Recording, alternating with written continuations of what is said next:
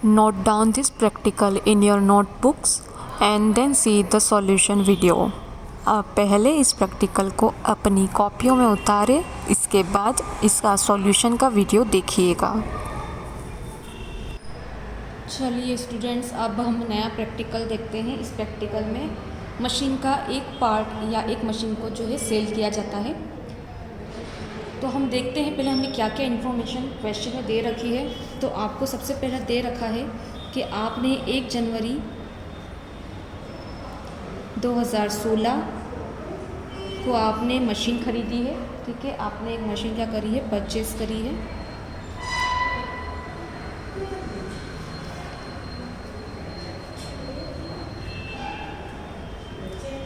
और उसकी आपको जो है प्राइस दे रखी है 1,80,000। उसके बाद आपको दे रखा है कि 30 जून को आप एक और मशीन ख़रीदते हैं और इस बार का जो साल है वो भी 2016 ही है। तो 30 जून को फिर से आप एक मशीन ख़रीदते हैं, अगेन आप एक मशीन को परचेज़ करते हैं।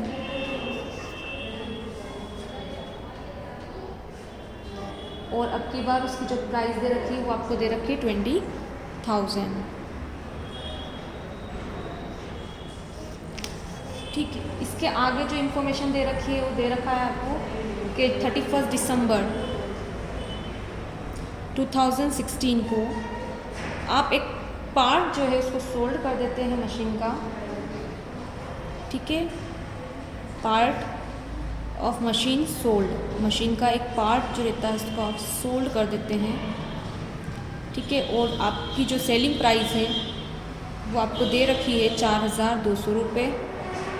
और दे रखा है कि 1 जनवरी को इसी पार्ट की जो कीमत थी वो 1 जनवरी 2016 को कितनी थी, 4,000 रुपये थी। तो इसकी कॉस्ट प्राइस कितनी थी, 4,000 रुपये।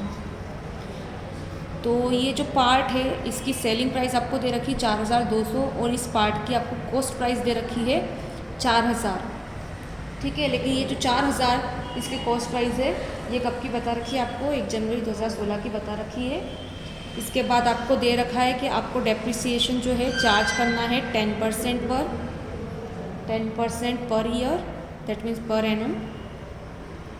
और आपकी मेथड भी कौन सी है, फिक्स इंस्टॉलमेंट मेथड।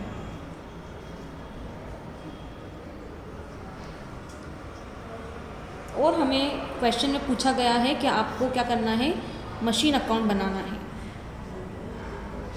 आपको मशीन अकाउंट को प्रिपेयर करना है और उसका साल भी दे रखा है, आपको सिर्फ 2016 के लिए मशीन अकाउंट बनाना है। तो ये डिटेल्स हमारे क्वेश्चन में दे रखी है। इसको मैंने अलग से इसलिए उतार दिया ताकि आपको एक बार याद आ जाए कि हमें क्या क्या डिटेल्स दे रखी है। सबसे पहले हम डेट में 2016 डाल देंगे,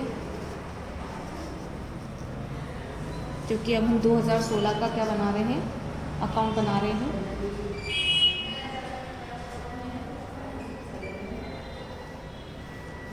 ठीक है, अब क्या होता है कि सबसे पहले हम मशीन ख़रीदने की एंट्री करेंगे। तो हम जब मशीन ख़रीदते हैं तो मशीन की होती है, बिजनेस में आती है, इसलिए मशीन डेबिट होती है, इसलिए मशीनरी अकाउंट डेबिट होगा। और यहाँ हम क्या करेंगे, टू कैश लिखेंगे। ठीक है, ध्यान रखना है आपको यहाँ पे 1 जनवरी डालना है, क्योंकि ये मशीन हमने 1 जनवरी को ख़रीदी है, 1 जनवरी 2016 को। और आपको अमाउंट बता रखा है, कितना दे रखा है, 1,80,000 रुपये।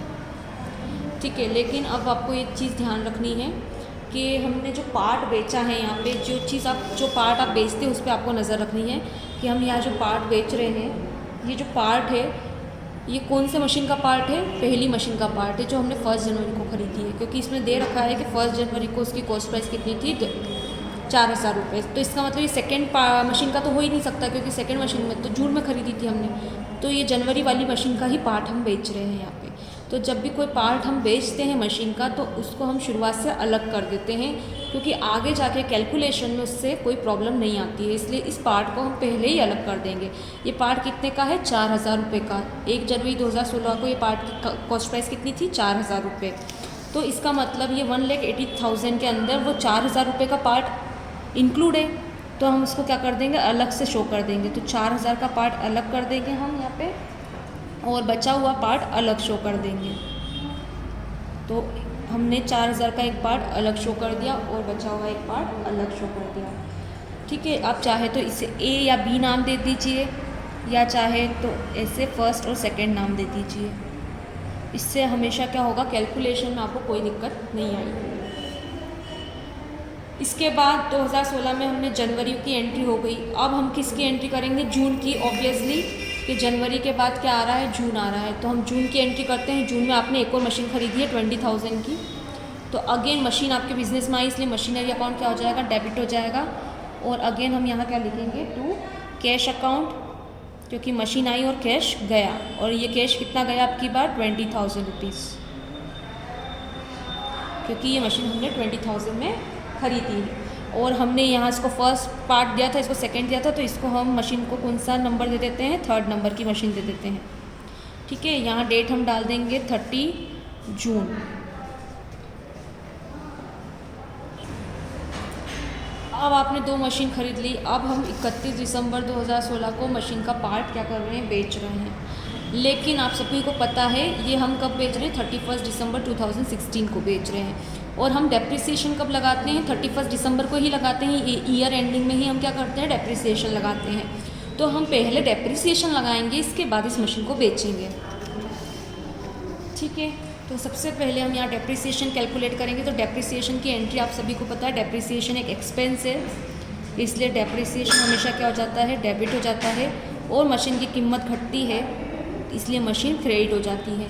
तो ये एंट्री होती है हमेशा। तो मशीन यहाँ क्या होती है, क्रेडिट होती है, मशीन की कीमत घटती है। तो जैसे मशीन जब आती है तब डेबिट होती है, वैसे ही मशीन की कीमत जब बिज़नेस में घटती है तो वो क्रेडिट हो जाती है। तो मशीनरी अकाउंट क्रेडिट हो जाएगा बाय डेप्रिसिएशन अकाउंट। तो यहाँ हम डेप्रिसिएशन अकाउंट लिखेंगे।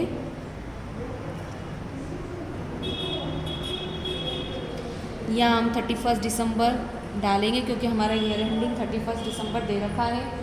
और अब हम तीनों मशीनों पर डेप्रिसिएशन लगाएंगे, पहली पर भी, दूसरी पर भी और तीसरी पर भी। ठीक है, तो अब आपको देखना है। तो आप देखेंगे 4000 का जो पार्ट है, इसको 1 जनवरी को ख़रीदा था। तो 1 जनवरी से लेके 31 दिसंबर तक आपने पूरा यूज़ करा है। इसको बेचा ज़रूर है, लेकिन दिसंबर में ही बेच रहे हैं आप, लास्ट दिन। तो मतलब दिसंबर तक तो आप इसको पूरा यूज़ कर रहे हैं। तो आप इसका डेप्रिसिएशन निकालेंगे पहले। ठीक है, तो 10% आपको जो है रेट दे रखी है, मैं आपको एक बार करके बता दूँ।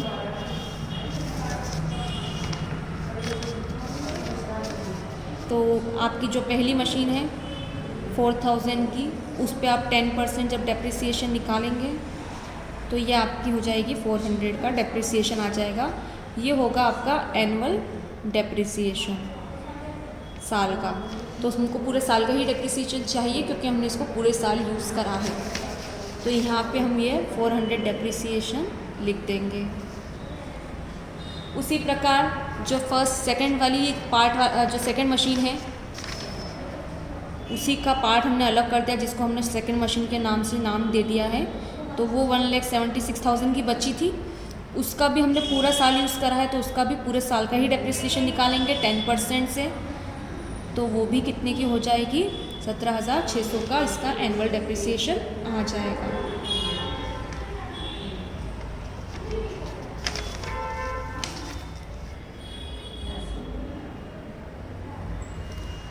ठीक है, तो ये हम एक मशीन जिसको हमने 2 पार्ट में डिवाइड कर दिया। पार्ट में डिवाइड इसलिए करा क्योंकि हम पहला पार्ट आगे जाके बेचने वाले हैं, इसलिए हमने इसको अलग कर दिया। ठीक है, और नाम दे दिया पहला, दूसरा और तीसरा। तो पहले का डेप्रिसिएशन लगा दिया पूरे साल का 400 रुपये 10% पर, इसका भी 10% और पूरे साल, क्योंकि ये भी जनवरी से दिसंबर तक यूज़ हो रहा है, तो 17,600 10% से आ गया। अब सेकंड, ये जो थर्ड मशीन है, ये थर्ड मशीन आपने 20,000 में ख़रीदी है। ठीक है, तो इसका भी डेप्रिसिएशन हम निकालेंगे। तो ये 20,000 की मशीन का जब आप 10% डेप्रिसिएशन निकालेंगे तो ये आएगा आपका 2,000 पर। ये क्या आया आपका एनुअल डेप्रिसिएशन। लेकिन ये मशीन हमने पूरे 12 महीने यूज़ नहीं करी है, इसलिए आप एनुअल डेप्रिसिएशन नहीं लगा सकते। एनुअल डेप्रिसिएशन मतलब 12 महीने का डेप्रिसिएशन, लेकिन हमने इसको 12 महीने यूज़ ही नहीं करा है। ठीक है, तो इसमें से ये जो 12 महीने का जो डेप्रिसिएशन है, इसमें से हम सिर्फ उतने महीने का डेप्रिसिएशन निकाल लेंगे जितना हमने इसको यूज़ करा है। तो हमने इसको यूज़ करा है 6 मंथ, क्योंकि 30 जून को आपने इसको ख़रीदा है तो जून का तो पूरा महीना चले गया, तो आप जून को तो नहीं गिनेंगे। तो आप कब से यूज़ कर रहे हैं इसको? 1 जुलाई से 31 दिसंबर तक, ठीक है। और आप काउंट करेंगे तो जुलाई, अगस्त, सितंबर, अक्टूबर, नवंबर, दिसंबर 6 मंथ होते हैं। तो हम 6 महीने का इसका डेप्रिसिएशन निकाल लेंगे। ये 12 महीने का दे रखा है, इसमें से 6 महीने का आप निकाल लेंगे डेप्रिसिएशन, तो ये आपका आ जाएगा 1000 रुपीज़। तो अब हम कितना डेप्रिसिएशन लगाएंगे इस पर? 1000 का डेप्रिसिएशन लगाएंगे।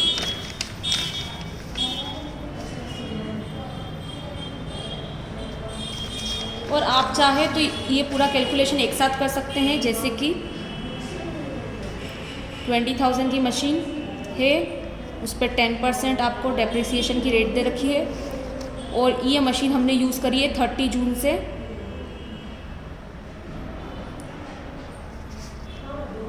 31 दिसंबर तक, मतलब 6 महीना। तो आप यहाँ पे सीधे इंटू 6/12 कर सकते हैं, और इकट्ठा आप क्या कर सकते हैं, कैलकुलेशन कर सकते हैं, तब भी आपका 1000 रुपीज़ आ जाएगा।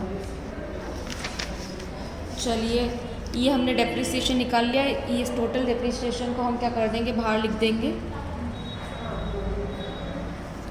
ठीक है। अब ये हो गया। अब हम पहले इसको सेल करेंगे, ठीक है, मशीन को। ये मशीन हमने यहाँ पे जो है 4000 की मशीन को 4200 में सेल करा है। तो ऑब्वियसली आपके पास कैश आया है, तो कैश अकाउंट आप क्या करेंगे, डेबिट करेंगे, क्योंकि बिजनेस में कैश आ रहा है। और मशीन क्या हो रही है, जा रही है, क्योंकि मशीन आपने बेच दी तो मशीन तो गई, इसलिए आपकी सेलिंग की एंट्री क्या हुई, cash account debit to machine account, ठीक है। तो मशीन क्या हो गई, क्रेडिट हो गई। तो फिर मशीनरी अकाउंट को आप क्रेडिट करेंगे, और यहाँ क्या लिखेंगे, बाय कैश अकाउंट, क्योंकि आपने वो मशीन बेच दी है। चाहे तो यहाँ पे मशीन का नंबर डाल देना, क्योंकि फर्स्ट मशीन हम क्या कर रहे हैं, यहाँ पे बेच रहे हैं। 31 दिसंबर को ही बेच रहे हैं आप। और कितने में बेची हमने, 4200 में। सेलिंग प्राइस मैंने बता रखी है आपको कि हमने कितने में बेची उसको, 4200 में। तो यहाँ 4200 आप लिख देंगे, ठीक है। अब हमको ये पता करना है कि इस मशीन को बेचने में हमें प्रॉफिट हुआ या हमें कोई लॉस हुआ है, ठीक है। तो प्रॉफिट हुआ या लॉस हुआ, अब ये कैलकुलेट हम इसमें करेंगे। तो चलिए कैलकुलेट करते हैं।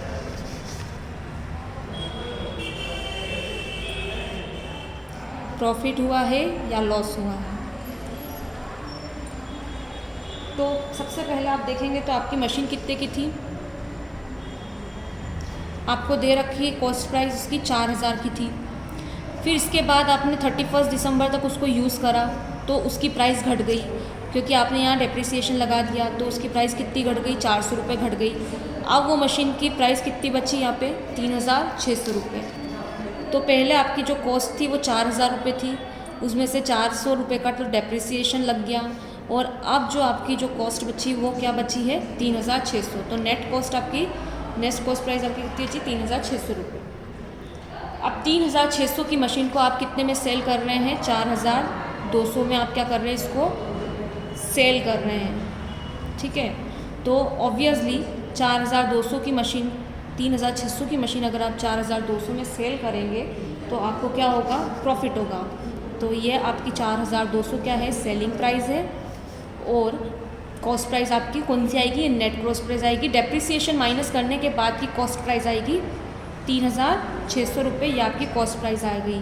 तो आप सभी को ये फॉर्मूला तो पता ही होगा, प्रॉफिट और loss is equal to selling price minus cost price, ठीक है। तो यहाँ पे आपका आ जाएगा 600 का प्रॉफिट, आपको 600 रुपये का क्या हो गया है, प्रॉफिट हो गया है। तो यहाँ पे हमको हुआ है प्रॉफिट ऑन सेल 600, ठीक है। अब ये तो आपको आ गया। अब लेकिन जब प्रॉफिट होता है ना, तो अब इसकी एंट्री हम कैसे करते हैं,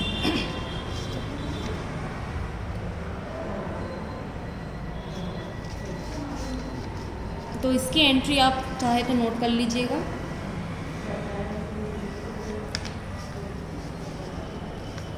जब प्रॉफिट होता है तो प्रॉफिट एंड लॉस अकाउंट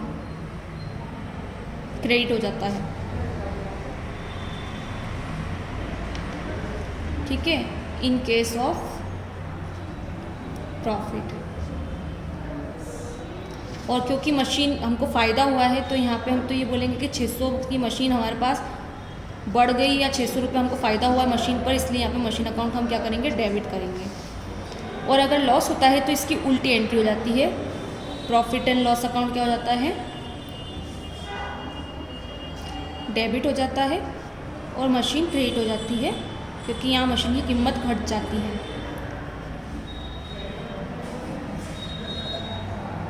ये एंट्री आप उतार लीजिएगा, आपको याद रहेगा। प्रॉफिट एंड लॉस अकाउंट क्यों क्रिएट होता है ये सब आपको अभी आगे के चैप्टर्स में और क्लियर हो जाएगा, पर अभी आपको ध्यान रखना है कि जब भी हमको प्रॉफिट होता है तो कीमत अगर बढ़ रही है तो ये 600 रुपये का तो फ़ायदा ही हुआ, ठीक है। तो यहाँ पे क्या होता है, मशीन डेबिट हो जाती है, profit and loss account credit हो जाता है, और लॉस में profit and loss account debit हो जाता है और मशीन क्रेडिट हो जाती है। तो हमारा केस में प्रॉफिट का केस है, इसलिए हम ये वाली जनरल एंट्री यूज़ करेंगे। तो मशीनरी अकाउंट डेबिट करेंगे और यहाँ हम लिख देंगे to profit and loss account, जिसको हम शॉर्ट में P&L अकाउंट बोलते हैं। ब्रैकेट में आप लिख दीजिएगा, यहाँ पे प्रॉफिट हुआ है आपको मशीन पर 600 का, और आप खुद भी देखेंगे तो यहाँ पे जितना भी आपने करा था अभी तक वो मशीन इस केस में जा रही थी या मशीन की कीमत घट रही थी। यहाँ देखेंगे तो मशीन जा रही है, ये देखेंगे तो अब मशीन की कीमत घट रही है, लेकिन यहाँ जो था ये मशीन बिजनेस में आ रही थी। उसी प्रकार प्रॉफिट हुआ तो प्रॉफिट भी इधर ना आके इस साइड ही आएगा। तो to profit and loss account, और ये प्रॉफिट को हम कहाँ ट्रांसफ़र करते हैं, एक अकाउंट में ट्रांसफ़र करते हैं जिसका नाम होता है प्रॉफिट एंड लॉस अकाउंट, इसलिए यहाँ पर हम प्रॉफिट एंड लॉस अकाउंट लिखते हैं। ये भी आप महीने जो साल है उसकी लास्ट डेट पे लिखेंगे 31 दिसंबर 600। बस अब इसके बाद आपको क्या करना है, बैलेंस निकाल लेना है। तो आप देखेंगे यहाँ का टोटल करेंगे और यहाँ का टोटल करेंगे, तो ज़्यादा टोटल जो है देखेंगे तो इस साइड ही आ रहा है, मतलब डिफिशिएंसी इस साइड है, तो हम बैलेंस किस साइड लिखेंगे, यहाँ लिखेंगे। तो 31 दिसंबर को हम यहाँ क्या करेंगे, बाय बैलेंस कैरिड डाउन लिखेंगे। और अब ये वाली मशीन तो बिक चुकी है, इसलिए इसका कोई बैलेंस नहीं बचा है। बची हुई मशीन हमारे पास सिर्फ ये है, सेकंड नंबर और थर्ड नंबर की। तो यहाँ पे सेकंड नंबर की बैलेंस मशीन का बैलेंस निकालेंगे और थर्ड नंबर की मशीन का बैलेंस निकालेंगे। इसके बाद आप फिर से क्या कर देंगे, यहाँ पे टोटल कर देंगे, ठीक है। तो बैलेंस हम पहले निकाल लेते हैं। तो आप देखेंगे तो ये 1,76,000 की है, इसमें से इसका डेप्रिसिएशन 17,600 लग गया। तो 1,76,000 की मशीन में से आप क्या करेंगे, डेप्रिसिएशन माइनस कर देंगे 17,600 रुपये। तो आपकी मशीन कितने की बचेगी, 1,58,400 की।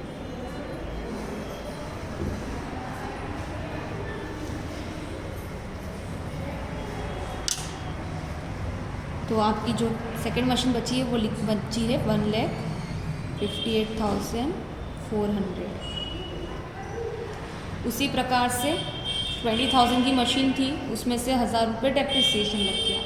तो अब आपकी मशीन कितने की बची, 19,000 की। दोनों का टोटल करके बाहर लिख देंगे हम। बस अब इसके बाद आप टोटल कर लीजिएगा तो टोटल मैच हो जाएगा। टोटल तो वैसे भी आपने करा ही होगा, जो ज़्यादा टोटल होता है वो हमेशा टोटल में लिखा जाता है। यहाँ वही टोटल लिखते हैं जो सबसे ज़्यादा होता है, जिस साइड का ज़्यादा होता है उसी साइड का लिखा जाता है। अब इसका जो ये बैलेंस है ये आप यहाँ ट्रांसफ़र करके शो कर देंगे खाली, क्योंकि हमको सिर्फ 2016 का ही बनाना था, तो हम खाली सिर्फ ट्रांसफ़र करेंगे और शो कर देंगे। 1 जनवरी को ट्रांसफ़र कर देंगे यहाँ to balance brought down BD, और सेकेंड मशीन और थर्ड मशीन का बैलेंस हम यहाँ शो कर देंगे।